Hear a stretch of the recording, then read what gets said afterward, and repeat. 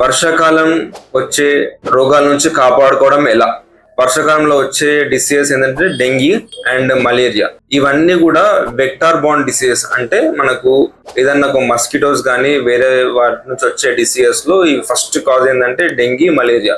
దీంతో ఇవి ఎందుకంటే ఇంపార్టెంట్ అంటే ప్రాణాలు పోయే ఛాన్సెస్ ఉంటాయి కాబట్టి వీటిని మనం చాలా ఎరాడికేట్ చేయాల్సిన అవసరం అయితే ఉంటాయి. So government malaria control program and dengue control programs అన్ని చాలా పెట్టినా కూడా మన నిజామాబాద్ లో చాలా సంవత్సరాల నుంచి కూడా మనం ఈ కేసెస్ అన్ని చూస్తున్నాము. మనం ఎండాకాలం అయిపోయింది, చాలా హ్యాపీగా ఉన్నాం, వర్షాలు పడితే చల్లగా ఉంటది అనుకుంటాం కానీ ఈవెన్ కొన్ని కేసెస్ లో ఇంట్లో పెంచుకున్న మనీ ప్లాంట్ లో ఉన్న ఫ్లవర్ వాజ్ లో మస్కిటో బ్రీడర్ లాగా ఉన్న ప్లేస్ నుంచి కూడా మనం చూసుకుంటే ఆ ప్లేస్ లో కూడా బ్రీడింగ్ సెట్ లో ఉండడం వల్ల మనకు ఆ పేషెంట్ కి డెంగ్యూ వచ్చింది. సో అందుకోసమే మీరు చాలా జాగ్రత్త తీసుకొని ఇట్లాంటి ప్లేసెస్ లో ఎక్కడైతే వాటర్ నిల్వ ఉన్న ప్లేసెస్ లో అవన్నీ తీసేసుకొని మీరు మీ జాగ్రత్తలు తీసుకోండి.